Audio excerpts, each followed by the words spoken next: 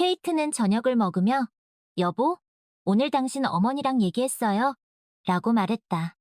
어머니께서 당신이 월급의 대부분을 당신 어머니께 드려야 한다고 말씀하시는데 이상한 말씀을 하셨어요. 농담이시죠? 그렇죠? 케이트가 물었다. 아니, 알렉스는 잠시 멈췄다가 대답했다. 난 항상 그렇게 했어. 무슨 뜻이에요? 케이트는 이해하지 못했다. 난 항상 내 월급의 4분의 3을 어머니께 드렸어. 남편이 설명했다. 그게 뭐 어때서? 케이트는 냄비를 손에 든 채 얼어붙었다. 알렉스는 항상 그렇게 해왔다. 그러고 보니 왜 그가 항상 낡은 옷만 입고 다니는지 알겠네. 그녀는 속으로 생각했다. 자기 자신을 위해서는 정말 푼돈만 남겨두는구나. 나는 그저 그에게 여자의 손길이 필요하다고 생각했는데. 하지만 케이트는 전혀 다른 말을 꺼냈다. 하지만 이제 당신에겐 아내가 있잖아요. 그녀는 미소를 지으며 말을 이었다. 그리고 우리 가족이 최우선이 되어야 해요. 게다가 저는 아직 돈을 많이 벌지 못해서 당신의 도움이 필요해요. 어머니는요? 어머니도 제 가족이에요. 저는 어머니를 돌보겠다고 맹세했어요. 알렉스는 단호하게 말했다. 알겠어요. 케이트는 동의했다. 그런데 왜 글로리아 여사님은 그렇게 많은 돈을 가져가시는 거죠? 어머니 생활비를 3분의 1 정도로 줄이는 게 논리적이지 않나요? 어머니가 기분 나빠하실 수도 있어. 알렉스가 대꾸했다. 있잖아, 어머니는 일정한 수준의 삶에 익숙해지셨어. 내가 결혼했다고 해서 어머니의 돈을 빼앗을 수는 없지. 어머니가 당신을 어떻게 볼지 상상해봐. 그건 그래. 케이트는 속으로 동의했다. 하지만 이 상황을 어떻게든 해결해야 했다. 괜찮아. 차츰 적응될 거야. 알렉스는 아무렇지도 않다는 듯이 말을 이었다. 남편과 달리 케이트는 전혀 확신이 없었다. 함께 살기 시작한 첫날, 그녀는 누가 이 집의 안주인인지 뼈저리게 깨달았다. 아침에 샌드위치를 만들려고 버터에 손을 뻗자마자 시어머니에게 제지당했다. 위쪽 선반에는 제 식료품만 있어요. 글로리아 여사가 엄격하게 말했다. 제 돈으로 산 거예요. 당신들 것은 아래쪽에 있어요. 다음부터는 헷갈리지 마세요. 그럼 지금은 어머님 버터를 좀 써도 될까요? 제가 오늘 가게에 가서 똑같은 걸로 사다 드릴게요. 며느리가 말했다. 많이는 안 쓸게요. 샌드위치 하나만 만들 거라서요. 글로리아 여사는 안경 너머로 케이트를 엄하게 바라보았다. 탐욕과 상식이 충돌하는 것이 분명해 보였다. 마침내 그녀는 헛기침을 하고 말했다. 아까운 건 아니지만 처음부터 어느 정도 질서를 세우는 것이 좋겠어요. 저와 알렉스는 당신들이 그의 남은 월급으로 생활하기로 합의했어요. 그런데 왜 모두가 만족하는 조건을 어기려고 하죠? 그래, 나만 빼고 모두 만족하지. 케이트는 하마터면 이렇게 말할 뻔했지만 제때 혀를 깨물었. 그녀는 이미 시어머니가 매우 인색하고 건드리지 않는 것이 상책이라는 것을 깨달았다. 하지만 글로리아 여사가 사소한 것 하나하나에 트집을 잡았기 때문에 그렇게 하기가 쉽지 않았다. 한 번은 그녀는 며느리에게 찬장에서 좋은 침대 시트를 꺼내지 말라고 했다. 대신 거의 해질 정도로 낡은 빛바랜 시트를 내주었다. 케이트는 가장 저렴한 비누로 손을 씻어야 했다. 그 비누는 냄새가 너무 역겨워서 손에 쥐는 것조차 꺼려질 정도였다. 하지만 그게 다가 아니었다. 활용점정은 텔레비전 시청 금지였다. 전기를 너무 많이 잡아먹고 요금도 내야 하잖아요. 시어머니는 눈 하나 깜짝하지 않고 말했다. 알렉스가 이미 전기, 수도, 가스 요금을 충분히 내고 있지 않나요? 케이트가 참지 못하고 물었다. 월급의 대부분을 어머님께 드리잖아요. 전기 요금은 내가 내요. 글로리아 여사가 단호하게 말했다. 그건 당신들 월급에 포함되지 않아요. 그날 저녁, 케이트는 시어머니가 준 침대 시트를 깔다가 실수로 이불 커버를 찢고 말았다. 게다가 힘을 주지도 않았다. 그냥 이불 커버 가장자리를 잡아당겼을 뿐인데 그 결과 커다란 구멍이 생겼다. 이 엉망진창을 보고 케이트는 참지 못하고 남편에게 하소연하러 갔다. 더 이상 이렇게는 못 살겠어요. 당신과 어머님이 마치 공동 아파트의 이웃처럼 각자 살림을 꾸려나가는 것도 모자라서 어머님은 당신을 쥐어짜는 것을 부끄러워하지도 않으시네요. 어머님이 쓰는 물건은 다 새 것인데 당신 것은 마치 쓰레기장에서 주워온 것 같아요. 난 까다롭지 않아. 알렉스가 미소 지으며 말했. 많은 게 필요하지 않아. 게다가 내가 어머니를 쥐어짜는 건 너무 보기 안 좋지. 어릴 때 어머니께 좋은 직장에 취직해서 어머니가 아무것도 부족함 없이 살 수 있도록 해드리겠다고 약속했었어. 알렉스. 케이트는 그의 눈을 똑바로 바라보았다. 하지만 모든 것에는 한계가 있어야 해요. 심지어 어머니에 대한 아들의 사랑에도요. 그래요. 어머니는 당신에게 생명을 주셨고, 당신을 키우고 일으켜 세우셨어요. 하지만 모든 정상적인 어머니들이 다 그렇게 하지 않나요? 그리고 그들은 나중에 자녀들에게 영원한 봉사를 요구하지 않아요. 당신은 이해 못해. 알렉스가 거의 소리쳤다. 그는 벌떡 일어나 방 안을 몇 바퀴 돌면서 마음을 가라앉혔다. 어머니는 나를 위해 당신의 인생을 희생하셨어. 남편이 이 말을 너무나 단호한 어조로 말했기 때문에 케이트는 지금 싸움을 계속하는 것이 완전히 무의미하다는 것을 깨달았다. 알렉스는 아직 이성적인 주장을 들을 준비가 되어 있지 않았다. 글로리아 여사는 여전히 그에게 너무 큰 영향력을 행사하고 있었다. 케이트는 손에 들고 있는 구멍난 이불 커버를 멍하니 바라보다가 남편의 옷이 보관된 옷장으로 다가갔다. 옷이 매우 적을 뿐만 아니라 모두 너무 낡아서 제대로 된 장소에 입고 나가기가 부끄러울 정도였다. 케이트는 알렉스가 불쌍해졌다. 나이와는 달리 그는 여전히 마음속으로는 아이였다. 괜찮아. 그녀는 속으로 생각했다. 이제 당신에게는 아내가 있어.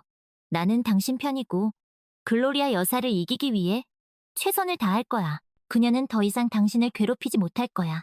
다음 날, 케이트는 계획을 실행하기 위해 아낌없이 돈을 쓰며 쇼핑을 했다. 첫째, 그녀는 자신과 남편의 냉장고 선반을 좋은 식료품으로 가득 채웠다. 둘째, 새 냄비와 프라이팬, 식기, 수저와 같은 주방용품을 구입했다. 케이트는 주방 수건, 냄비 받침, 음식 보관 용기도 잊지 않았다. 욕실 용품 코너에서는 낡은 수건 대신 질 좋은 면 수건을 샀다. 알렉스는 그 낡은 수건을 어릴 때부터 썼던 것 같았다. 마지막으로 케이트는 남성복 매장 몇 군데에 들러 남편의 옷장에 넣을 기본적인 옷 몇 벌을 샀다. 쇼핑에 거의 하루 종일 걸렸다. 하지만 그녀는 전혀 피곤함을 느끼지 못했다. 너무나 의욕이 넘쳐서 산이라도 옮길 수 있을 것 같았다. 글로리아 여사는 엄청난 양의 쇼핑백을 보고 처음에는 현관에서 깜짝 놀라 멈춰섰다. 그러다가 며느리가 짐을 풀고 제자리에 정리하자 시어머니는 모든 것을 꼼꼼히 살펴보고 만져보고는 매우 불만스러운 표정을 지었다. 그녀는 참지 못하고 케이트에게 물었다. 이 잔치는 누구 돈으로 하는 거죠? 대답을 기다리지 않고 그녀는 덧붙였다. 당신들 월급으로 이렇게 호화롭게 살 수 있을 것 같지는 않은데. 그래서 어디서 돈이 난 거죠? 걱정 마세요. 글로리아 여사님. 케이트는 환하게 미소 지으며 말했다. 저는 그저 재정을 현명하게 관리하는 법을 알 뿐이에요. 그녀는 이번 달에 시어머니가 알렉스의 월급에서 한 푼도 받지 못하도록 단단히 결심했다.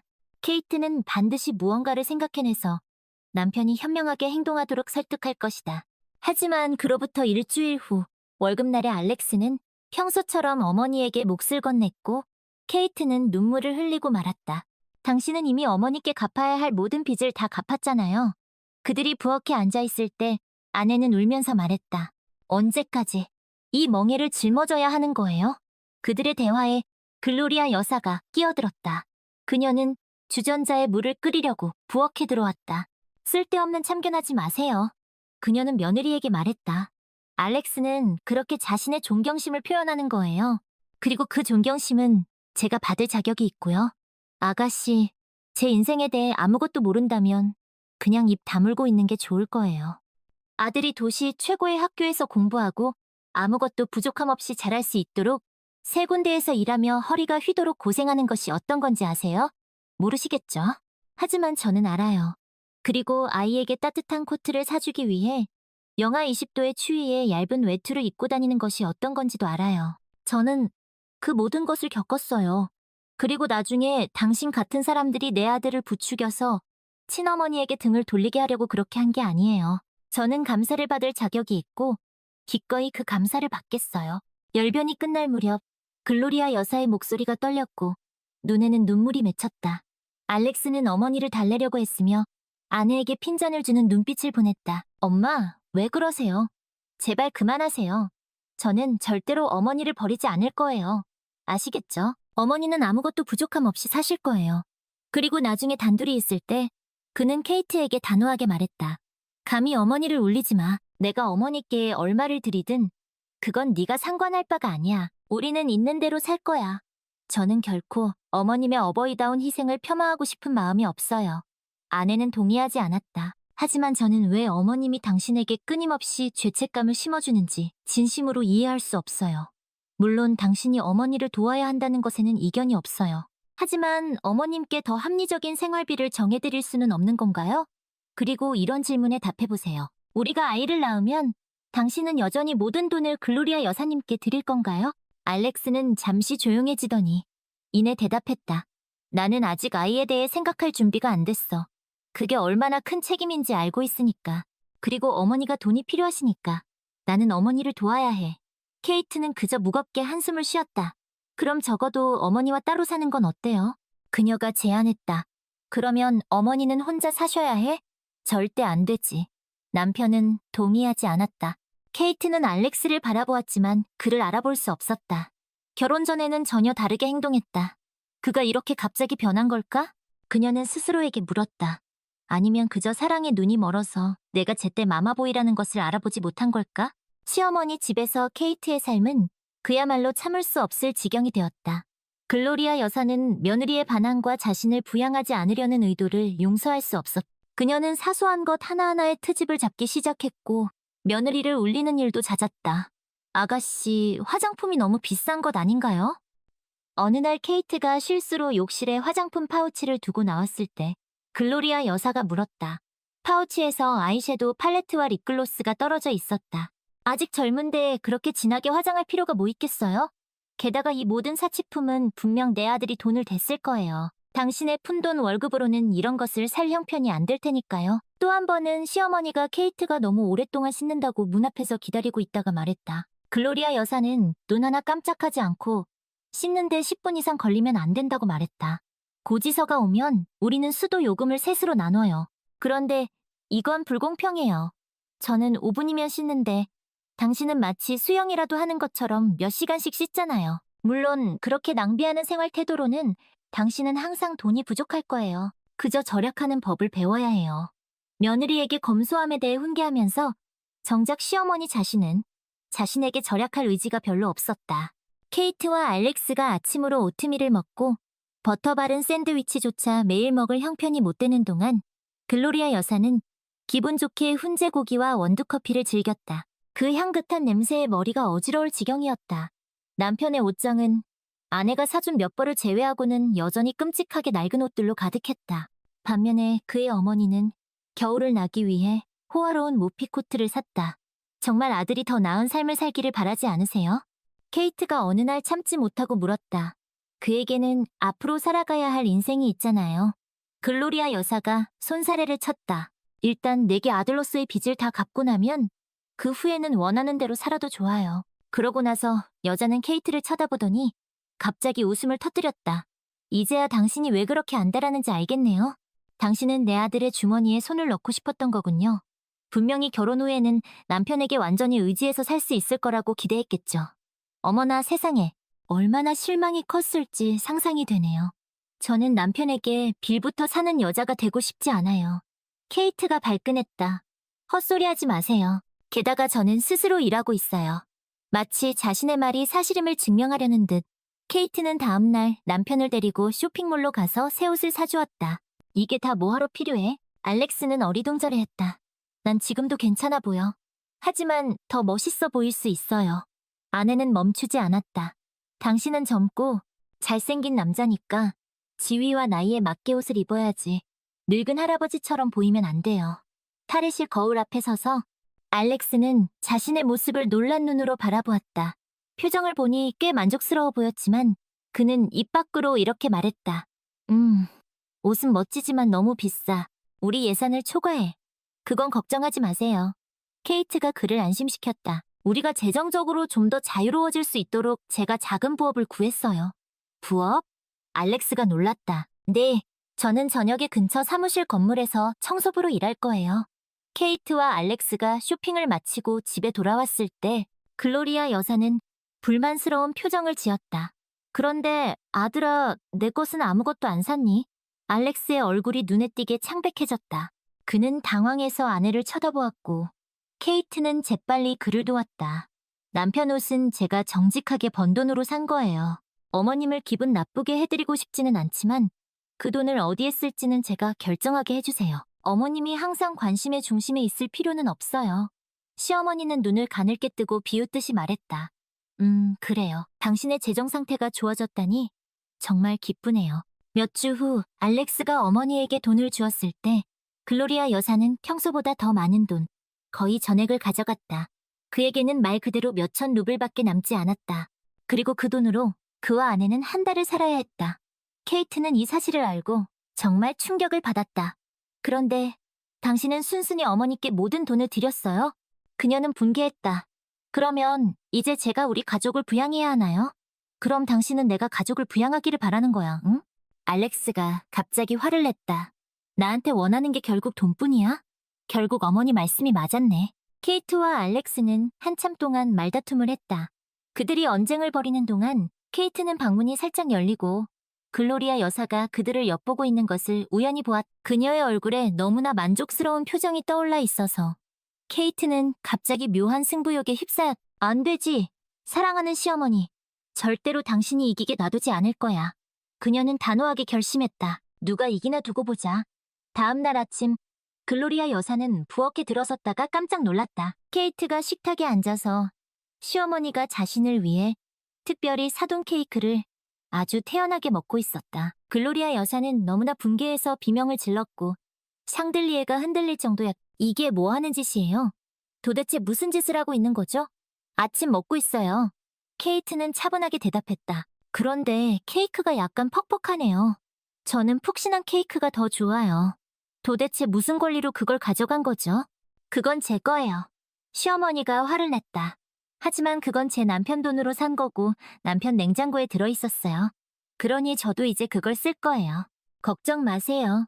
알렉스는 굶고 출근하지 않았어요. 제가 맛있는 아침을 차려줬고 심지어 도시락통에 점심도 싸줬어요.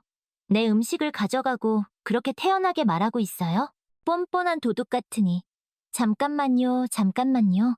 케이트가 얼굴을 찡그렸. 이 모든 음식은 제 남편 지갑에서 나온 돈으로 산 거니까 공동 소유예요. 마치 공산주의처럼요. 그래도 정 어머님 거라고 우기신다면 며느리는 기분 좋게 커피를 한 모금 마셨다. 설마 그걸 빼앗아 가시지는 않겠죠. 정말 제 입에서 음식을 빼앗으실 건 아니잖아요. 글로리아 여사는 멍하니 서서 뻐끔거리기만 했다. 케이티는 속으로 첫 번째 작은 승리를 자축했다. 그래, 잘 됐어. 나는 알렉스가 아니고 죄책감을 심어줄 수는 없을 거야.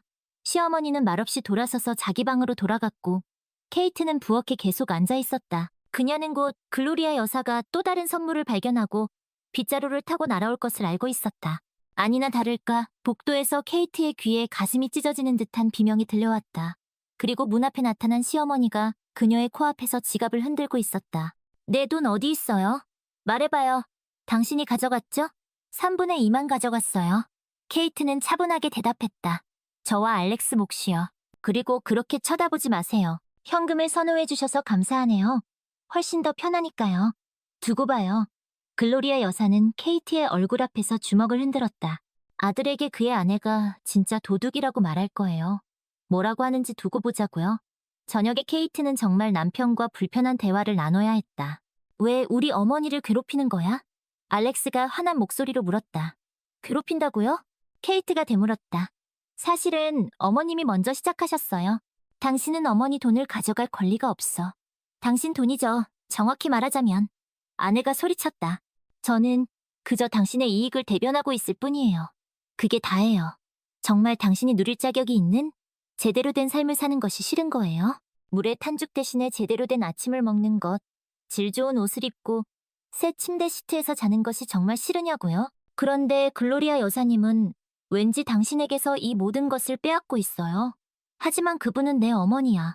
알렉스가 딱 잘라 말했다. 그리고 네가 그분을 판단할 수는 없어. 이 말을 하고 그는 방을 나갔다.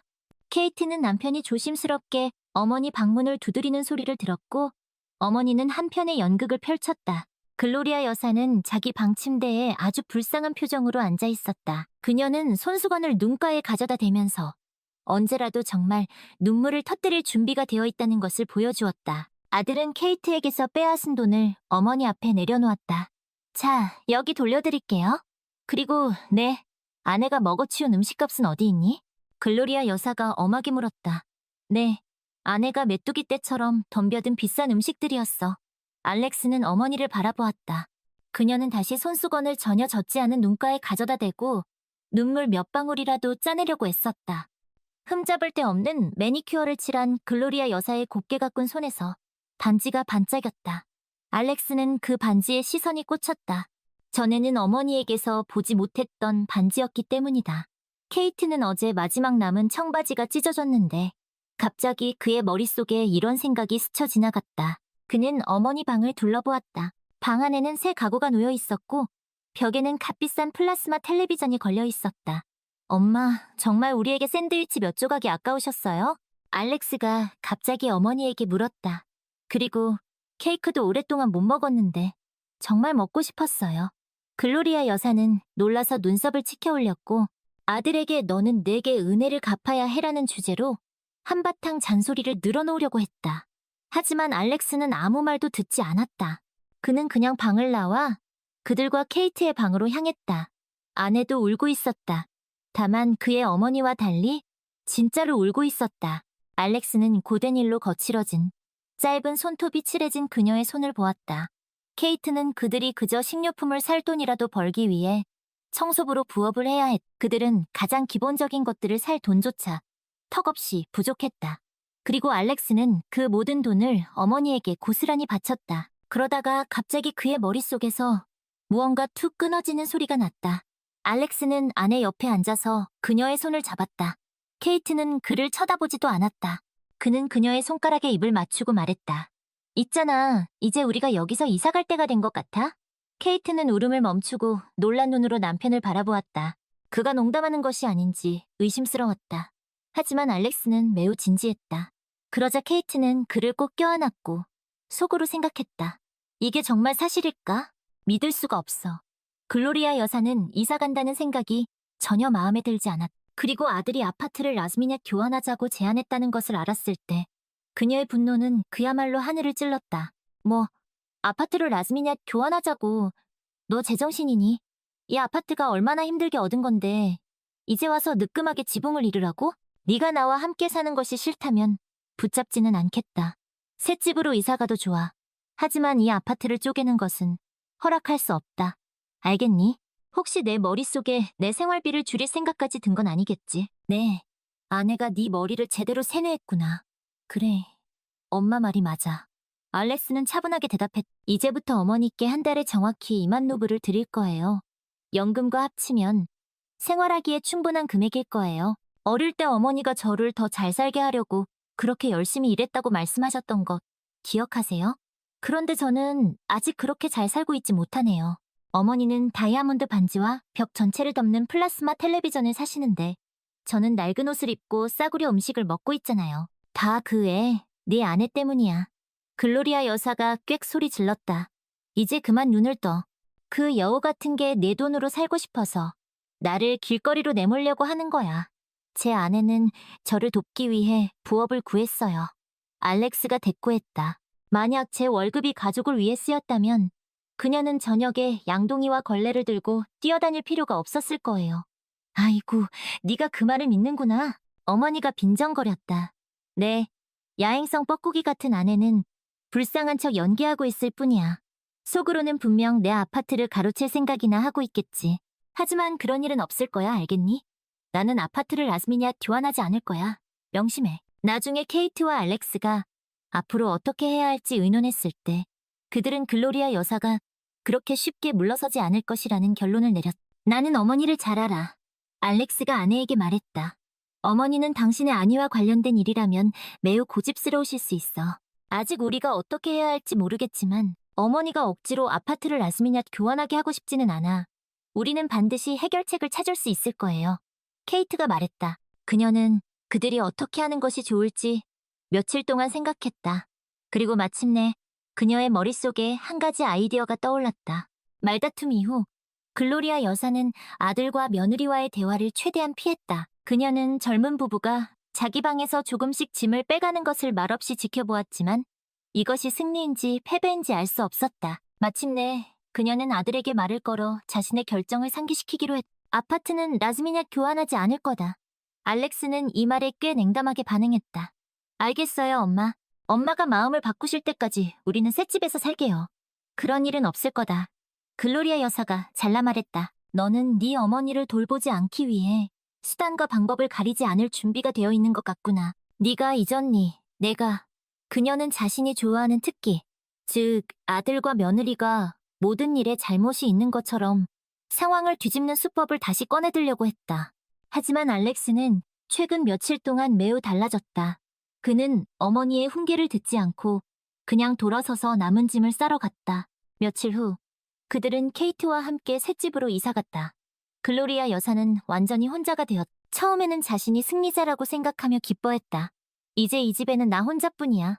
글로리아 여사는 냉장고를 열며 기뻐했다. 더 이상 아무도 내 음식을 탐내지 않을 거야. 그렇게 며칠 동안 계속되었는데 어느 날 그녀가 장을 보고 돌아와 보니 낯선 여자가 자신의 부엌에 있는 것을 발견했다. 그 여자는 태연하게 가운을 입고 식탁에 앉아서 잡지를 읽고 있었다. 그리고 가스레인지 냄비에서는 무언가가 끓고 있었다. 누구세요? 글로리아 여사가 깜짝 놀라 물었다. 제 집에서 뭐 하시는 거죠? 만나서 반가워요. 가운을 입은 여자가 쾌활하게 말했다. 제 이름은 갈리나예요. 이사 온 지 몇 시간밖에 안 됐는데 벌써 배가 고파서 점심을 준비하고 있었어요. 무슨 갈리나, 무슨 점심? 글로리아 여사가 소리쳤다. 보르시오. 갈리나가 무뚝뚝하게 대답했다. 제가 당신의 새 세입자예요. 알렉스가 자기 방을 새놓았어요. 아주 밝은 청년이던데 아주 저렴하게 해줬어요. 뭐라고요? 어머니는 알렉스에게 전화를 걸어 모든 것을 따져 물었다.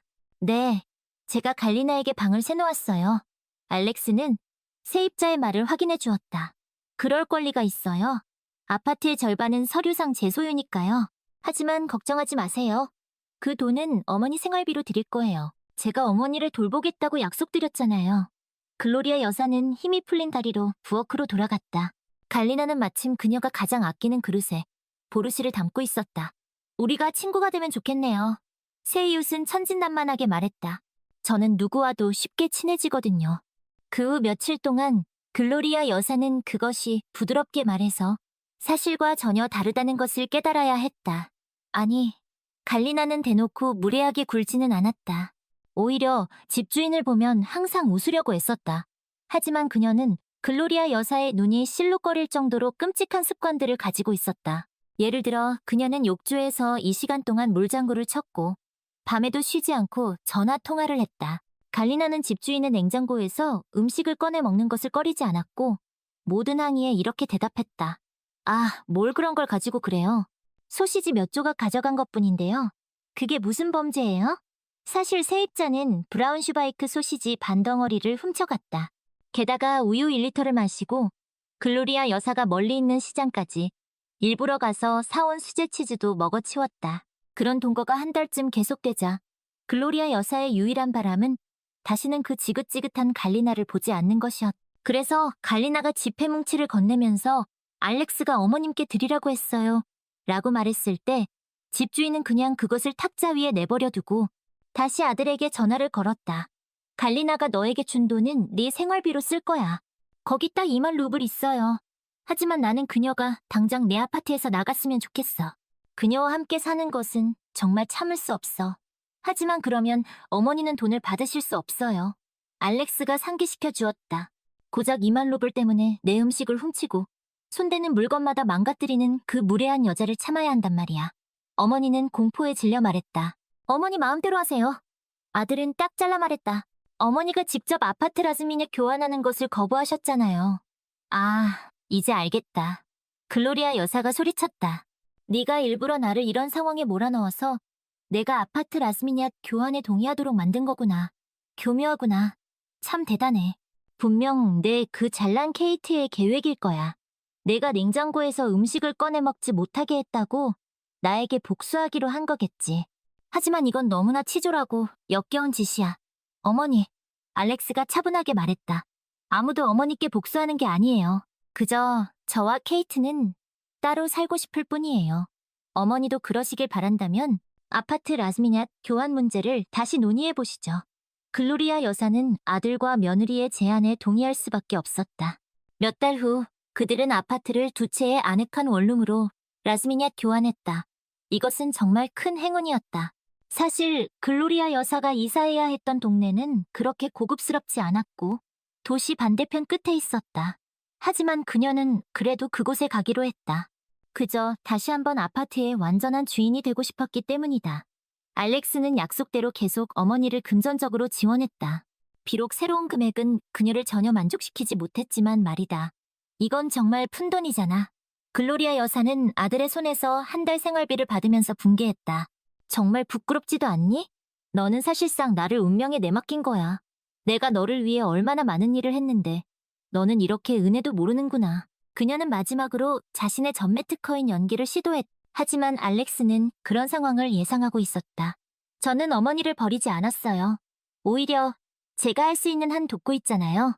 그는 차분하게 말했다. 다른 자식들은 부모에게서 돈을 뜯어내기만 해요. 저는 어머니께 아무것도 요구하지 않아요. 하지만 너는 어머니에게 더 많은 돈을 드려야 한다는 것을 스스로 깨닫지 못하는구나. 글로리아 여사가 물러서지 않았다.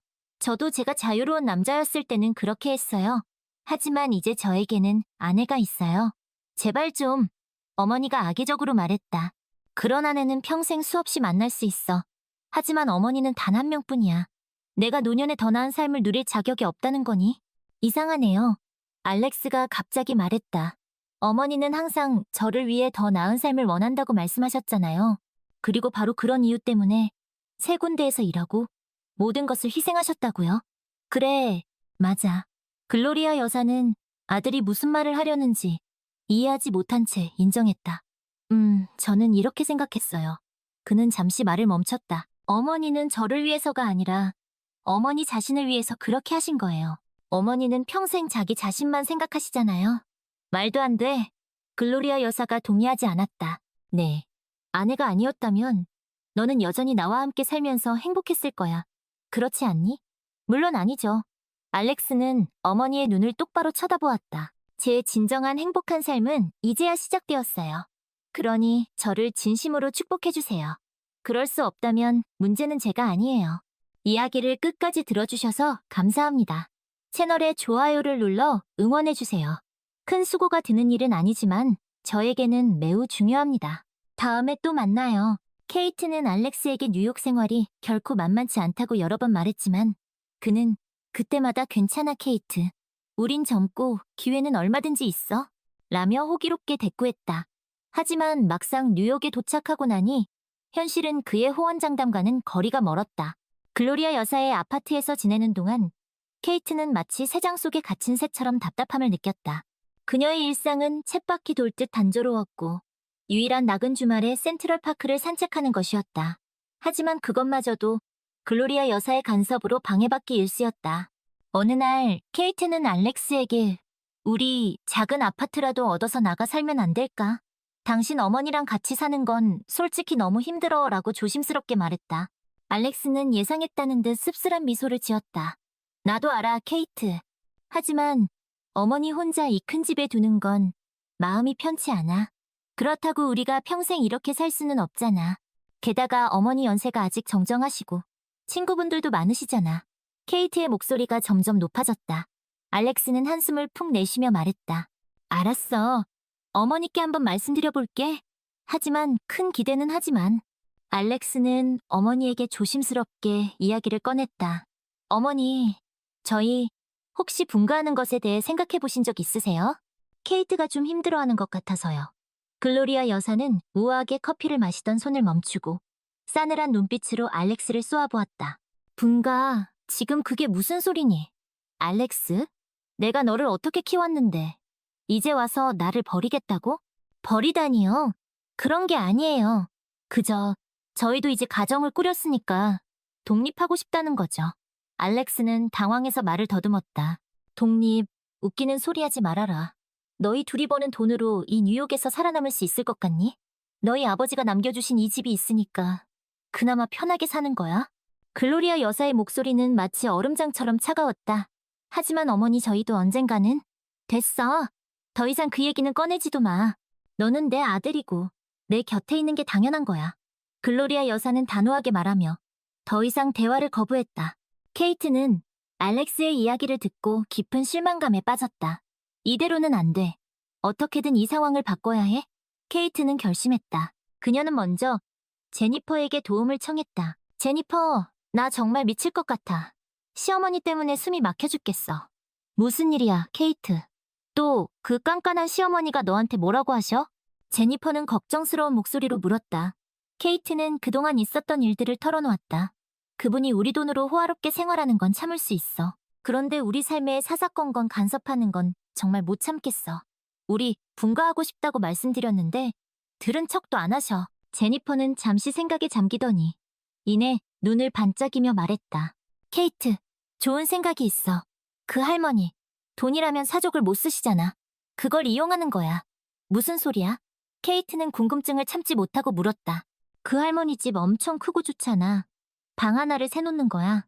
그러면 그 할머니도 돈을 벌 수 있고 너희도 생활비를 보탤 수 있잖아. 제니퍼의 제안은 꽤 솔깃했다. 하지만 어머니가 허락하실까? 허락, 그런 건 필요 없어. 알렉스, 그 집 지분 있잖아. 자기 지분에 세놓는 건데 누가 뭐래? 제니퍼는 씩 웃으며 말했다. 케이트는 며칠 동안 고민한 끝에 알렉스를 설득하기로 결심했다. 알렉스, 우리 정말 이대로 살 수는 없어. 당신도 어머니 때문에 힘들잖아. 하지만 케이트, 어머니 성격을 알잖아. 방을 새놓자고 하면 불같이 화를 내실 거야. 그래도 시도라도 해봐야지. 안 되면 다른 방법을 찾아보자. 케이트는 알렉스의 손을 꼭 잡으며 말했다. 알렉스는 한참 동안 케이트를 바라보다가 마침내 고개를 끄덕였다. 알았어. 당신을 위해서 한번 해볼게. 알렉스는 조심스럽게 어머니에게 방을 새놓는 것에 대해 이야기했. 어머니, 저희가 생활비도 보탤 겸 방 하나를 새놓으면 어떨까 해서요. 글로리아 여사는 예상대로 불같이 화를 냈. 뭐? 내 집에 낯선 사람을 들이라고? 내가 미쳤니? 절대 안 돼. 하지만 어머니, 요즘 물가도 많이 올랐고 저희도 조금이나마 보탬이 되고 싶어서. 보탬? 웃기지 말라고 해. 너희들이 내 생활에 보탬이 된 적이 있기는 하니? 오히려 짐만 됐지. 글로리아 여사는 쏘아붙였다. 알렉스는 더 이상 어머니와 말다툼을 하고 싶지 않았다. 어머니, 죄송합니다. 하지만 이 집은 제 명의로도 되어 있어요. 제 지분에 대해서는 제가 결정할 권리가 있습니다. 뭐라고? 네가 지금 나한테 대드는 거니? 글로리아 여사의 목소리가 떨렸다. 그런 게 아니에요. 그저 제 권리를 행사하고 싶을 뿐이에요. 알렉스는 단호하게 말했다. 글로리아 여사는 며칠 동안 알아누웠다. 그녀는 밥도 먹지 않고 알렉스와 케이트에게 말도 걸지 않았다. 케이트는 그런 시어머니의 모습에 죄책감을 느꼈다. 내가 너무 심했나? 하지만 제니퍼는 케이트를 다독였다. 케이트, 약해지면 안 돼. 저 할머니 지금 너희한테 죄책감 심어주려고 저러는 거야. 저런 수법에 넘어가지만 케이트는 제니퍼의 말에 다시 한번 마음을 다잡았다. 그래, 여기서 물러설 수는 없어. 결국 알렉스는 어머니의 반대에도 불구하고 방을 새놓기로 결정했다. 그는 부동산 사이트에 방 사진과 함께 세입자를 구한다는 글을 올렸다. 며칠 후 갈리나라는 여자가 방을 보러 왔다. 그녀는 털털하고 사교적인 성격으로 케이트와 금세 친해졌다. 갈리나는 알렉스와 계약을 하고 곧 이사를 왔다. 글로리아 여사는 갈리나의 등장이 마음에 들지 않았다. 그녀는 갈리나에게 사사건건 트집을 잡고 불편하게 굴었다. 하지만 갈리나는 만만한 상대가 아니었다. 그녀는 글로리아 여사의 잔소리에 아랑곳하지 않고 자신의 생활 방식을 고수했다. 갈리나는 밤늦게까지 친구들과 파티를 열었고 집안은 항상 시끌벅적했다. 글로리아 여사가 아끼는 물건을 함부로 만지기도 했고 냉장고에 있는 음식을 허락 없이 먹기도 했다. 글로리아 여사는 갈리나 때문에 하루도 편할 날이 없었다. 그녀는 알렉스에게 갈리나를 내보내라고 했지만 알렉스는 들은 척도 하지 않았다. 어머니, 이제 와서 계약을 파기할 수는 없어요. 조금만 참으세요. 참으라고. 내가 언제까지 이 꼴을 보고 살아야 하는데. 글로리아 여사는 울분을 터뜨렸. 케이트는 갈리나와 함께 살면서 조금씩 숨통이 트이는 것을 느꼈다.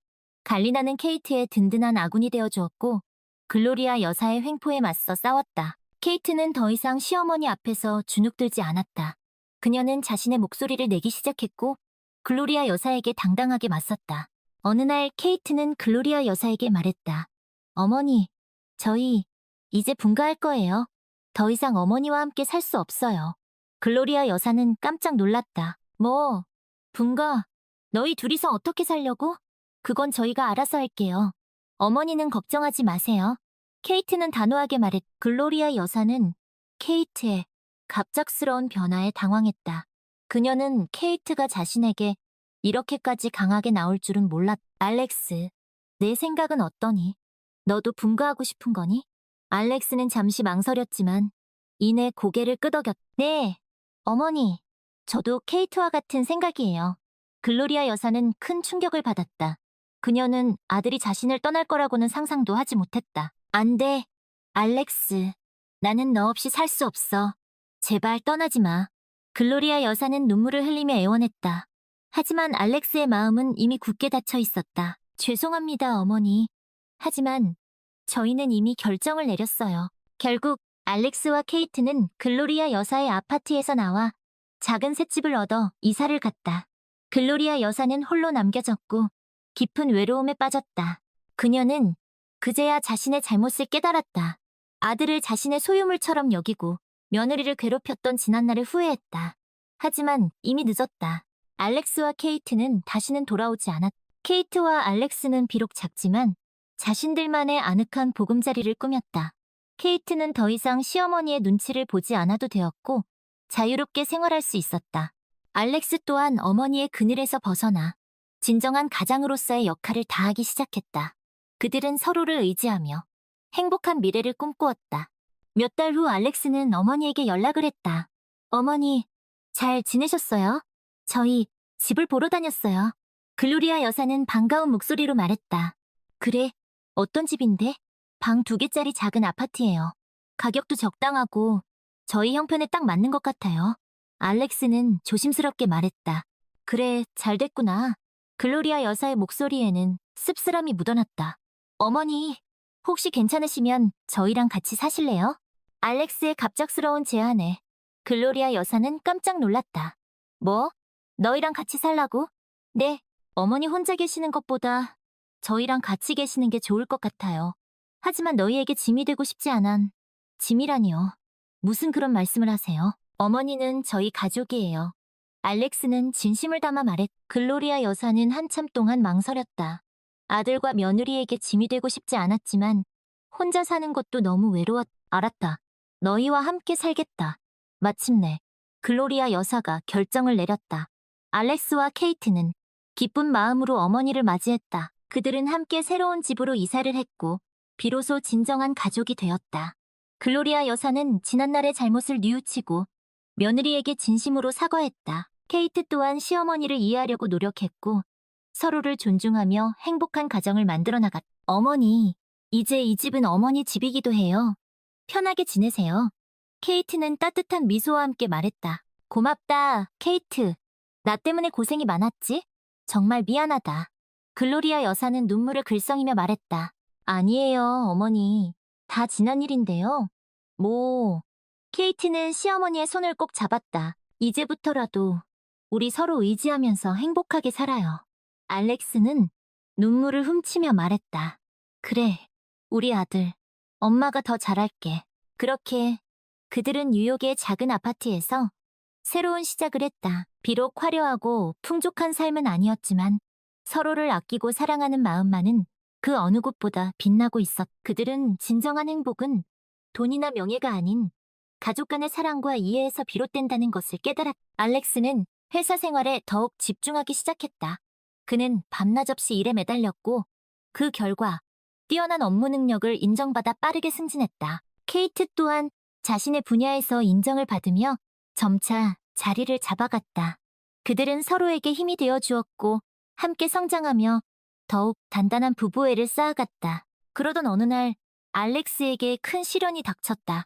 그가 야심차게 추진하던 프로젝트가 경쟁사의 방해로 인해 무산될 위기에 처한 것이다. 알렉스는 밤잠을 설치며 해결책을 찾기 위해 고군분투했지만 상황은 점점 더 악화되어 갔다. 케이트는 그런 알렉스를 보며 안타까운 마음을 감출 수 없었다. 그녀는 알렉스를 돕기 위해 자신의 인맥을 총동원하여 문제 해결에 나섰다. 제니퍼는 케이트의 부탁을 받고 자신의 아버지, 유명 로펌의 대표 변호사에게 도움을 청했다. 제니퍼의 아버지는 이 분야의 전문가였고 케이트와 알렉스에게 든든한 조력자가 되어주었다. 그는 경쟁사의 부당한 행위를 법적으로 제재할 수 있는 방법을 찾아냈고 알렉스의 프로젝트를 위기에서 구해냈다. 정말 감사합니다. 제니퍼, 그리고 아버님께도 진심으로 감사드립니다.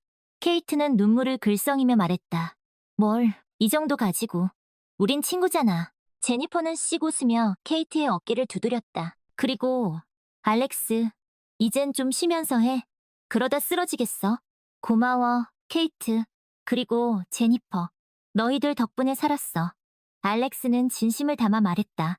알렉스의 프로젝트는 성공적으로 마무리되었고, 그는 회사 내에서 더욱 큰 신임을 얻게 되었다.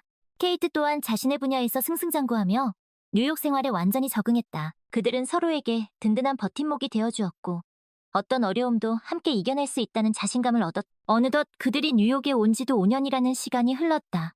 알렉스와 케이트는 그동안 많은 것을 이루었고 더욱 성숙해졌다. 그들은 여전히 작은 아파트에 살고 있었지만 그 어느 때보다 행복했다. 케이트, 우리 이제 아이를 가져보는 건 어때? 어느 날 저녁 알렉스가 조심스럽게 말했다. 아이? 케이트는 깜짝 놀랐다. 이제 우리도 부모가 될 때가 된 것 같아. 알렉스는 눈물을 글썽이며 말했다. 알렉슨, 케이트는 감동의 눈물을 흘렸. 나도 당신 아이의 엄마가 되고 싶어. 그들은 서로를 꼭 껴안았고 새로운 미래를 꿈꾸었다. 그들의 작은 아파트에는 이제 곧 태어날 아이의 웃음소리가 가득 찰 것이다. 그들은 그 어떤 어려움도 서로에 대한 사랑과 믿음으로 이겨낼 수 있다는 것을 알고 있었다. 그들의 뉴욕 생활은 이제부터가 진짜 시작이었다. 어느 날 저녁, 알렉스는 케이트에게 조심스럽게 말했다. 케이트, 우리 미래에 대해 생각해봤어. 이제 우리 둘 다 뉴욕에서 자리를 잡았고 경제적으로도 안정이 되었잖아. 이제는 아이를 가져보는 건 어때? 케이트는 깜짝 놀랐. 알렉스가 아이에 대한 이야기를 꺼낸 것은 처음이었기 때문이다. 아이? 당신 아이를 갖고 싶은 거야? 당신과 함께라면 좋은 부모가 될 수 있을 것 같아. 알렉스는 수줍게 웃으며 말했다. 케이트는 알렉스의 진심 어린 말에 가슴이 벅차올랐다. 알렉스, 나도 당신 아이의 엄마가 되고 싶어. 그들은 서로를 꼭 껴안았고 벅찬 감동의 눈물을 흘렸다. 그동안 바쁘게 앞만 보고 달려오느라 잊고 있었던 소중한 꿈이 다시 떠올랐. 그들은 이제 두 사람이 아닌 세 사람이 함께할 행복한 미래를 그려보기 시작했다. 몇 달 후 케이트는 임신 소식을 알게 되었다. 알렉스는 세상을 다 가진 듯 기뻐했고 케이트는 벅차오르는 감동의 눈물을 멈출 수 없었다. 알렉스, 우리 정말 부모가 되나 봐. 케이트, 우리가 진짜 가족이 되는 거야. 케이트의 임신 소식은 글로리아 여사에게도 전해졌다. 알렉스는 조심스럽게 어머니에게 전화를 걸었. 어머니, 저드릴 말씀이 있어요. 무슨 일이니? 알렉스? 혹시 무슨 안 좋은 일이라도 있는 거니? 글로리아 여사는 걱정스러운 목소리로 물었다. 아니요, 그런 게 아니고요. 사실은 케이트가 임신했어요. 뭐? 임신? 정말이니? 글로리아 여사는 깜짝 놀랐다. 네, 어머니. 이제 할머니가 되시는 거예요. 할머니. 글로리아 여사는 잠시 말을 잇지 못했다. 눈물이 핑 돌았다. 축하한다, 아들아. 정말 잘됐다. 글로리아 여사는 며느리의 임신 소식에 진심으로 기뻐했다. 그녀는 지난날 자신의 잘못을 뉘우치고 케이트에게 진심으로 사과했다. 케이트, 그동안 내가 많이 모질게 굴어서 정말 미안하다. 아니에요, 어머니. 다 지난 일인데요. 케이트는 시어머니의 손을 꼭 잡았다. 이제부터라도 우리 좋은 고부 사이가 되도록 노력해요. 그래, 케이트. 나도 노력할게. 케이트의 임신 기간 동안 알렉스는 든든한 남편으로서 최선을 다했다. 그는 케이트의 곁을 지키며 그녀가 편안하게 지낼 수 있도록 배려했다. 글로리아 여사 또한 며느리를 위해 정성껏 음식을 만들어 보내주는 등 따뜻한 마음을 전했다. 마침내 건강하고 예쁜 딸 소피아가 태어났다. 알렉스와 케이트는 소피아를 보며 세상을 다 가진 듯 행복했다. 글로리아 여사 또한 손녀를 애지중지하며 진정한 할머니의 기쁨을 느꼈다. 소피아는 가족들의 사랑을 듬뿍 받으며 무럭무럭 자라났다. 케이트와 알렉스는 소피아를 통해 진정한 가족의 의미를 깨달았다. 그들은 서로에게 든든한 버팀목이 되어주었고 어떤 어려움도 함께 이겨낼 수 있다는 자신감을 얻었다. 알렉스, 우리 정말 행복하지 않아? 어느 날 저녁 케이트는 소피아를 품에 안고 알렉스에게 말했다. 케이트, 당신과 소피아 덕분에 내 인생은 완벽해졌어. 알렉스는 케이트와 소피아를 꼭 껴안으며 말했다. 우리 앞으로도 이렇게 행복하게 살자. 그래, 케이트. 우리 가족 영원히 사랑하며 살자. 그들은 뉴욕의 작은 아파트에서 소박하지만 행복한 삶을 이어갔다. 그들의 삶은 화려하지 않았지만 사랑과 행복으로 가득 차 있었다. 그들은 서로에게 든든한 버팀목이 되어주었고 어떤 어려움도 함께 이겨낼 수 있는 용기를 얻었다. 어느덧 소피아가 5살 생일을 맞이했다. 알렉스와 케이트는 작은 아파트에서 소박하지만 행복한 생일 파티를 열었다. 글로리아 여사도 참석하여 손녀의 생일을 축하해 주었다. 소피아, 생일 축하해. 할머니가 주는 선물이야. 글로리아 여사는 손녀에게 예쁜 인형을 선물했다. 우와, 할머니, 감사합니다. 소피아는 인형을 품에 안고 방긋 웃었다. 알렉스, 케이트, 너희들 덕분에 내가 이렇게 행복한 시간을 보내는구나. 정말 고맙다. 글로리아 여사는 눈물을 글썽이며 말했다. 어머니, 그런 말씀 마세요. 저희가 더 감사하죠. 알렉스는 어머니의 손을 꼭 잡았다. 어머니 덕분에 저희가 이렇게 행복하게 살 수 있는 거예요. 케이트도 눈물을 훔치며 말했다. 그들은 서로를 바라보며 따뜻한 미소를 지었다. 그들의 마음속에는 지난날의 아픔과 상처는 사라지고 오직 사랑과 행복만이 가득했다. 자, 이제 케이크에 촛불을 켜자. 알렉스가 케이크 위에 촛불 5개를 꽂으며 말했다. 소피아, 촛불 끄기 전에 소원을 빌어야지. 케이트가 다정하게 말했다. 소원은? 소피아는 작은 손을 모으고 눈을 감았. 우리 가족 영원히 행복하게 해주세요. 소피아의 맑고 순수한 목소리가 작은 아파트에 울려 퍼졌다. 알렉스와 케이트, 그리고 글로리아 여사는 눈물을 글썽이며 서로를 꼭 껴안았다. 그들은 그 어떤 어려움도 가족이라는 이름으로 이겨낼 수 있다는 것을 알고 있었다. 그들의 뉴욕 생활은 앞으로도 계속될 것이다. 영원히 세월이 흘러 소피아는 어느덧 10살 소녀가 되었다. 알렉스와 케이트는 여전히 뉴욕의 작은 아파트에서 살고 있었지만 그들의 마음은 그 어느 때보다 풍요로웠다. 소피아는 밝고 명랑한 아이로 자라났고 가족들에게 큰 기쁨을 주었다. 어느 날 알렉스는 가족들에게 중대한 발표를 했다. 케이트, 소피아, 그리고 어머니. 저 회사에서 큰 프로젝트를 맡게 됐어요. 정말? 어떤 프로젝트인데? 케이트는 호기심 가득한 눈빛으로 물었다. 한국 지사를 설립하는 프로젝트야. 내가 그 프로젝트의 책임자로 임명됐어? 한국? 그럼 우리 한국에 가야 하는 거야? 케이트는 깜짝 놀랐다. 한 3년 정도 한국에서 지내야 할 것 같아. 정말? 이게 꿈이야, 생시야? 케이트는 믿을 수 없다는 듯 멍한 표정을 지었다. 소피아, 너도 한국에 가고 싶니? 알렉스는 딸의 눈을 바라보며 조심스럽게 물었다. 한국, 우와, 나 한국 가보고 싶었어. 재밌겠다. 소피아는 신이 나서 방방 뛰었다. 글로리아 여사는 잠시 생각에 잠기더니 이내 결심한 듯 말했다. 나도 너희들과 함께 가겠다. 어머니도 같이 가시겠다고요? 알렉스는 깜짝 놀랐다. 그래, 나도 새로운 곳에서 살아보고 싶구나. 그리고 너희들과 함께 지내고 싶어. 어머니. 알렉스는 눈물을 글썽이며 어머니를 꼭 껴안았다. 그렇게 알렉스 가족은 새로운 도전을 위해 한국으로 떠나기로 결정했다. 그들은 정든 뉴욕을 떠나 낯선 땅 한국에서 새로운 삶을 시작하게 되었다. 케이트, 걱정 마. 한국에서도 우리 잘 살 수 있을 거야. 알렉스는 불안해하는 케이트의 손을 꼭 잡으며 말했다. 알렉스, 당신만 믿을게. 케이트는 알렉스의 눈을 바라보며 미소 지었다. 소피아, 우리 한국에서 재밌게 지내자. 엄마, 아빠, 나 한국말 열심히 배울 거야. 소피아는 주먹을 불끈 쥐며 씩씩하게 말했다. 그들은 설렘과 두려움을 안고 한국행 비행기에 몸을 실었다. 그들의 새로운 여정은 이제 막 시작되고 있었다. 한국에서의 첫날은 정신없이 지나갔다. 알렉스는 회사 일로 바빴고 케이트는 낯선 환경에 적응하기 위해 애썼다. 소피아는 새로운 친구들을 사귀고 한국 문화를 배우느라 시간 가는 줄 몰랐다. 글로리아 여사는 한국 음식을 맛보고 한국 드라마를 보며 나름대로의 즐거움을 찾았다. 케이트, 한국 생활은 어때? 힘들지 않아? 알렉스는 걱정스러운 목소리로 물었다. 괜찮아. 처음엔 좀 낯설었는데 이제 조금씩 적응하고 있어. 케이트는 애써 밝게 웃으며 말했다. 소피아는 학교 생활 잘하고 있어? 친구들도 많이 사귀고 한국말도 꽤 늘었어. 다행이네. 어머니는 어떠세요? 어머니도 잘 지내시는 것 같아. 한국 드라마에 푹 빠지셨어. 케이트는 웃으며 말했다. 알렉스는 가족들이 한국 생활에 잘 적응하고 있는 것 같아 마음이 놓였다. 그는 한국 치사 설립 프로젝트를 성공적으로 이끌기 위해 더욱 열심히 일했다. 케이트는 한국어를 배우고 한국 문화를 이해하기 위해 노력했다. 소피아는 학교 공부와 한국어 공부를 병행하며 바쁜 나날을 보냈다.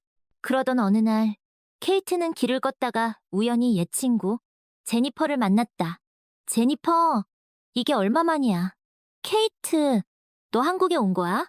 몰랐어. 음, 알렉스 회사 일 때문에 한국에 오게 됐어. 세상에, 정말 반갑다. 우리 자주 만나자. 그래, 제니퍼. 나도 너무 반가워. 제니퍼는 한국에서 오랫동안 살았던 터라 케이트에게 든든한 조력자가 되어주었다. 그녀는 케이트에게 한국 생활에 필요한 정보들을 알려주었고 한국 문화를 이해하는 데 도움을 주었다. 케이트는 제니퍼 덕분에 한국 생활에 빠르게 적응할 수 있었다. 제니퍼, 내 덕분에 한국 생활이 훨씬 수월해졌어. 정말 고마워. 뭘 이 정도 가지고 우린 친구잖아. 제니퍼는 씩 웃으며 케이트의 어깨를 두드렸다. 그런데 그 시어머니는 잘 지내셔? 어머니도 한국 생활 좋아하셔. 한국 드라마랑 음식에 푹 빠지셨어. 케이트는 웃으며 말했다. 정말? 그 깐깐한 할머니가? 대단하다. 제니퍼는 놀라움을 금치 못했다. 알렉스의 한국지사 설립 프로젝트는 순조롭게 진행되었다. 그는 뛰어난 리더십과 업무 능력으로 한국 직원들의 신뢰를 얻었다. 케이트는 한국어 실력이 일취월장하여 이제는 한국 사람들과 자유롭게 의사소통을 할 수 있게 되었다. 소피아는 한국 학교에 완벽하게 적응하여 공부면 공부, 운동이면 운동, 못하는 게 없는 엄친딸로 거듭났다. 3년이라는 시간이 쏜살같이 지나갔다. 알렉스 가족은 한국에서 많은 것을 경험했고 소중한 추억들을 쌓았다. 그들은 한국을 떠나기 전 마지막으로 가족 여행을 떠났다. 한국 정말 아름다운 곳이네요. 케이트는 푸른 바다를 바라보며 감탄했다. 그러게, 우리 가족에게 잊지 못할 추억을 만들어준 곳이야. 알렉스는 케이트의 어깨를 감싸 안으며 말했다. 엄마, 아빠, 나 한국에서 살고 싶어. 소피아는 해맑게 웃으며 말했다. 소피아, 알렉스와 케이트는 눈물을 글썽이며 딸을 꼭 껴안았다. 그래, 우리 딸, 언젠가 다시 한국에 오자. 글로리아 여사도 한국에서의 시간을 잊지 못할 것 같다고 말했다. 나도 한국이 그리울 거야. 특히 한국 드라마. 어머니, 한국 드라마는 미국에서도 볼 수 있어요. 알렉스는 웃으며 말했다. 그래도 한국에서 보는 거랑은 다르지. 글로리아 여사는 아쉬운 듯 말했다. 그들은 아쉬움을 뒤로한 채 정든 한국을 떠나 미국으로 돌아왔다. 하지만 그들의 마음속에는 한국에서의 추억들이 뚜렷이 새겨져 있었다. 미국으로 돌아온 후 알렉스 가족은 더욱 단단해졌다. 그들은 한국에서의 경험을 통해 서로를 더 깊이 이해하게 되었고 진정한 가족의 의미를 깨달았다. 케이트, 우리 한국에서의 시간들을 잊지 말자. 알렉스는 케이트의 손을 꼭 잡으며 말했다. 알렉스. 우리 가족에게 소중한 추억으로 남을 거야. 케이트는 알렉스의 눈을 바라보며 미소 지었다. 소피아, 너도 한국에서의 시간들 기억할 거지? 당연하지. 나중에 꼭 다시 한국에 갈 거야. 소피아는 주먹을 불끈 쥐며 씩씩하게 말했다. 글로리아 여사도 한국에서의 추억을 잊지 못했다. 그녀는 한국 드라마를 보며 한국 음식을 만들어 먹으며 그곳에서의 시간들을 회상하곤 했다. 알렉스, 케이트, 너희들 덕분에 내가 새로운 세상을 경험했구나. 정말 고맙다. 어머니 그런 말씀 마세요. 저희가 더 감사하죠. 알렉스와 케이트는 어머니의 손을 꼭 잡았다. 그들은 서로를 의지하며 행복한 미래를 향해 나아갔다. 그들의 삶은 여전히 작은 아파트에서 이어졌지만 그 어느 때보다 풍요롭고 행복했다. 그들은 진정한 행복은 물질적인 풍요가 아닌 가족 간의 사랑과 이해에서 비롯된다는 것을 알고 있었다. 어느 날 저녁, 알렉스는 케이트에게 조심스럽게 말했다. 케이트, 우리 둘째 아이를 가져보는 건 어때? 둘째? 케이트는 깜짝 놀랐다. 알렉스가 둘째에 대한 이야기를 꺼낸 것은 처음이었기 때문이다. 소피아도 이제 동생이 있으면 더 좋아할 것 같고, 우리도 더 행복해질 것 같아. 알렉스는 수줍게 웃으며 말했다. 케이트는 알렉스의 진심 어린 말에 가슴이 뭉클해졌다. 알렉스, 나도 당신과 우리 가족을 더 크게 만들고 싶어. 그들은 서로를 꼭 껴안았고 벅찬 감동의 눈물을 흘렸다. 그동안 잊고 있었던 소중한 꿈이 다시 떠올랐다. 그들은 이제 세 사람이 아닌 네 사람이 함께할 행복한 미래를 그려보기 시작했다. 몇 달 후, 케이트는 둘째 임신 소식을 알게 되었다. 알렉스는 세상을 다 가진 듯 기뻐했고, 케이트는 벅차오르는 감동에 눈물을 멈출 수 없었다. 알렉스, 우리 정말 두 아이의 부모가 되나 봐. 케이트, 우리가 진짜 대가족이 되는 거야. 케이트의 둘째 임신 소식은 글로리아 여사에게도 전해졌다. 알렉스는 조심스럽게 어머니에게 전화를 걸었다. 어머니, 저드릴 말씀이 있어요. 무슨 일이니? 알렉스? 또, 무슨 기쁜 소식이 있는 거니? 글로리아 여사는 기대에 찬 목소리로 물었다. 네, 어머니, 케이트가 둘째를 임신했어요. 뭐? 둘째? 정말이니? 글로리아 여사는 깜짝 놀랐다. 네, 어머니. 이제 두 손주의 할머니가 되시는 거예요. 두 손주. 글로리아 여사는 잠시 말을 잇지 못했다. 눈물이 핑 돌았다. 축하한다. 아들아. 정말 잘 됐다. 글로리아 여사는 며느리의 둘째 임신 소식에 진심으로 기뻐했다. 그녀는 첫째 손녀 소피아를 돌봐주던 경험을 살려 케이트에게 든든한 지원군이 되어주었다. 케이트, 몸조리 잘해야 해. 내가 많이 도와줄게. 어머니, 감사합니다. 케이트는 시어머니의 따뜻한 마음에 감동했다. 케이트의 임신 기간 동안 알렉스는 든든한 남편으로서 최선을 다했다. 그는 케이트의 곁을 지키며 그녀가 편안하게 지낼 수 있도록 배려했다. 소피아 또한 동생이 생긴다는 사실에 뛸 듯이 기뻐하며 동생을 만날 날을 손꼽아 기다렸다. 마침내 건강하고 씩씩한 아들, 마이클이 태어났다. 알렉스와 케이트는 마이클을 보며 세상을 다 가진 듯 행복했다. 글로리아 여사 또한 둘째 손주를 애지중지하며 진정한 할머니의 기쁨을 느꼈다. 마이클은 가족들의 사랑을 듬뿍 받으며 무럭무럭 자라났다. 케이트와 알렉스는 마이클을 통해 진정한 가족의 의미를 다시 한번 깨달았다. 그들은 서로에게 든든한 버팀목이 되어주었고 어떤 어려움도 함께 이겨낼 수 있다는 자신감을 얻었다. 알렉스, 우리 정말 행복하지 않아? 어느 날 저녁 케이트는 마이클을 품에 안고 알렉스에게 말했다. 케이트, 당신과 아이들 덕분에 내 인생은 완벽해졌어. 알렉스는 케이트와 아이들을 꼭 껴안으며 말했다. 우리 앞으로도 이렇게 행복하게 살자. 그래, 알렉스. 우리 가족 영원히 사랑하며 살자. 그들은 뉴욕의 작은 아파트에서 소박하지만 행복한 삶을 이어갔다. 그들의 삶은 화려하지 않았지만 사랑과 행복으로 가득 차 있었다. 그들은 서로에게 든든한 버팀목이 되어주었고 어떤 어려움도 함께 이겨낼 수 있는 용기를 얻었다. 어느덧 마이클이 5살 생일을 맞이했다. 알렉스와 케이트는 작은 아파트에서 소박하지만 행복한 생일 파티를 열었다. 글로리아 여사도 참석하여 손주의 생일을 축하해 주었다. 마이클, 생일 축하해. 할머니가 주는 선물이야. 글로리아 여사는 손주에게 멋진 장난감 자동차를 선물했다. 우와, 할머니, 감사합니다. 마이클은 장난감 자동차를 품에 안고 방긋 웃었다. 알렉스, 케이트, 너희들 덕분에 내가 이렇게 행복한 시간을 보내는구나. 정말 고맙다. 글로리아 여사는 눈물을 글썽이며 말했다. 어머니, 그런 말씀 마세요. 저희가 더 감사하죠. 알렉스는 어머니의 손을 꼭 잡았다. 어머니 덕분에 저희가 이렇게 행복하게 살 수 있는 거예요. 케이트도 눈물을 훔치며 말했다. 그들은 서로를 바라보며 따뜻한 미소를 지었다. 그들의 마음속에는 지난날의 아픔과 상처는 사라지고 오직 사랑과 행복만이 가득했다. 자, 이제 케이크에 촛불을 켜자. 알렉스가 케이크 위에 촛불 5개를 꽂으며 말했다. 마이클, 촛불 끄기 전에 소원을 빌어야지. 케이트가 다정하게 말했다. 소원은. 마이클은 작은 손을 모으고 눈을 감았다. 우리 가족 영원히 행복하게 해주세요. 마이클의 맑고 순수한 목소리가 작은 아파트에 울려 퍼졌다. 알렉스와 케이트, 그리고 글로리아 여사는 눈물을 글썽이며 서로를 꼭 껴안았.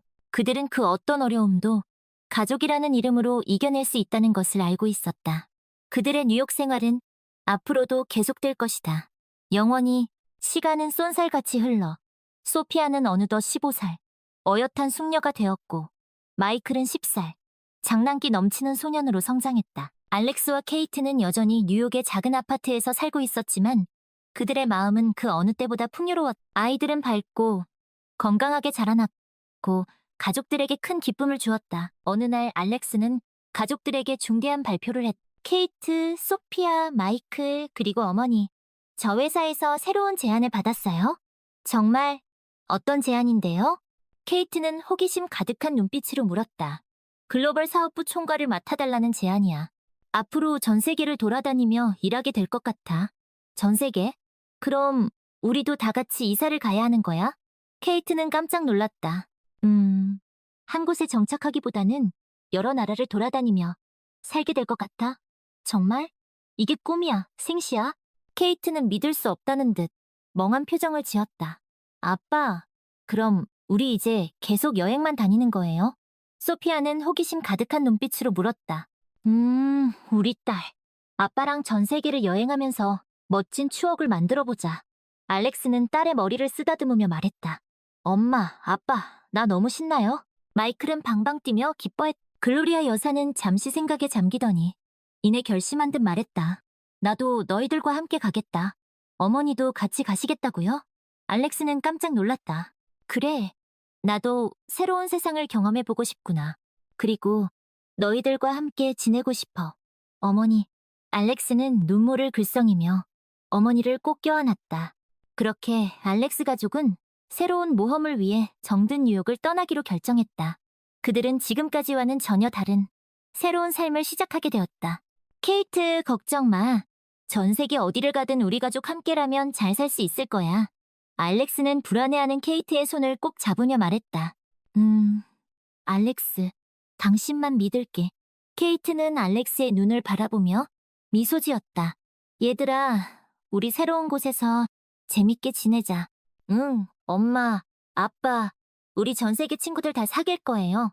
소피아와 마이클은 주먹을 불끈 쥐며 씩씩하게 말했다. 그들은 설렘과 두려움을 안고 새로운 여정을 떠났다. 그들의 삶은 이제부터가 진짜 시작이었다. 그들은 런던의 짐을 풀었다.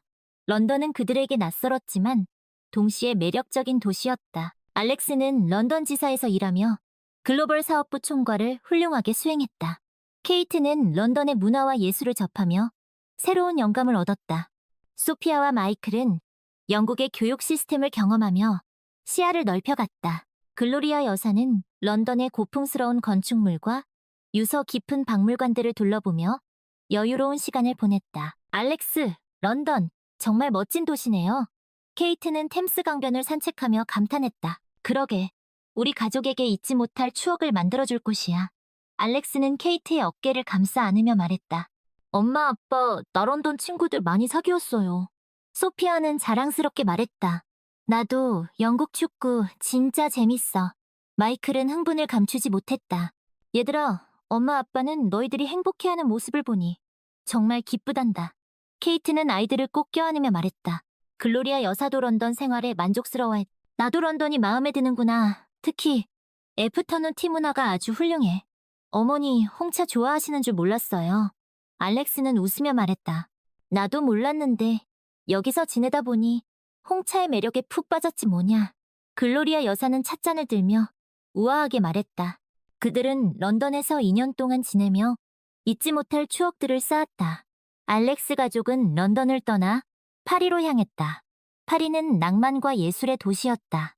알렉스는 파리 지사에서 일하며 유럽 시장 진출을 위한 전략을 수립했다. 케이트는 파리의 패션과 디자인에 매료되어 새로운 창작 활동에 몰두했다. 소피아와 마이클은 프랑스어를 배우며 유럽 문화에 흠뻑 빠져들었다.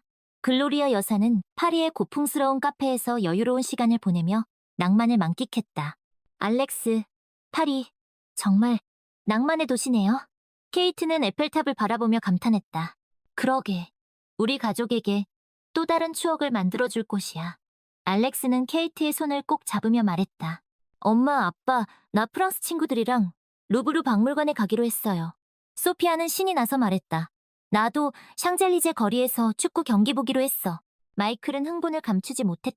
얘들아, 엄마 아빠는 너희들이 새로운 문화를 경험하며 성장하는 모습을 보니 정말 기쁘단다. 케이트는 아이들을 꼭 껴안으며 말했다. 글로리아 여사도 파리 생활에 푹 빠졌다. 나도 파리가 너무 좋아. 특히 이 크로아상은 정말 예술이구나.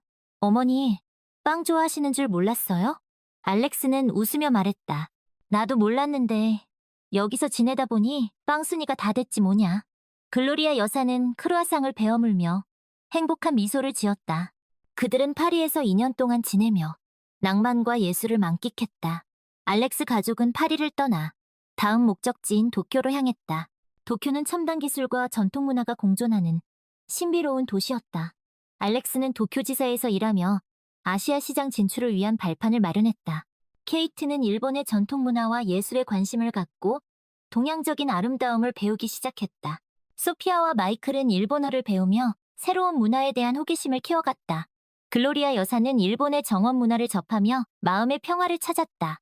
알렉스, 도쿄 정말 신비로운 도시네요. 케이트는 일본 정원을 거닐며 감탄했다. 그러게, 우리 가족에게 또 다른 세상을 보여줄 곳이야. 알렉스는 케이트의 어깨를 감싸 안으며 말했다. 엄마, 아빠, 나 일본 친구들이랑 애니메이션 박물관에 가기로 했어요. 소피아는 신이 나서 말했다. 나도 아키하바라에서 게임 대회 구경하기로 했어. 마이클은 흥분을 감추지 못했다. 얘들아, 엄마 아빠는 너희들이 새로운 문화를 배우고 견문을 넓히는 모습을 보니 정말 기쁘단다. 케이트는 아이들을 꼭 껴안으며 말했다. 글로리아 여사도 도쿄 생활에 만족스러워했다. 나도 도쿄가 마음에 드는구나. 특히 이 정원의 고요함이 아주 좋아. 어머니, 일본 정원이 마음에 드셨군요. 알렉스는 웃으며 말했다. 그래, 여기서 지내다 보니 마음이 차분해지는 것 같아. 글로리아 여사는 눈을 감고 심호흡을 했다. 그들은 도쿄에서 2년 동안 지내며 첨단 기술과 전통 문화의 조화를 경험했다. 알렉스 가족은 도쿄를 떠나 다시 뉴욕으로 돌아왔다. 그들은 6년 동안의 긴 여정을 통해 세상을 보는 눈을 넓혔고 가족 간의 사랑은 더욱 깊어졌다. 알렉스, 우리 정말 많은 곳을 여행했네요. 케이트는 오랜만에 돌아온 뉴욕의 야경을 바라보며 말했다. 그러게, 우리 가족에게 잊지 못할 추억들이 생겼어. 알렉스는 케이트의 손을 꼭 잡으며 말했다. 엄마, 아빠, 우리 또 여행 가요? 소피아는 여전히 여행에 대한 열정으로 가득 차 있었다. 나도, 다음엔 어디로 갈까? 마이클은 벌써 다음 여행 계획을 세우고 있었다.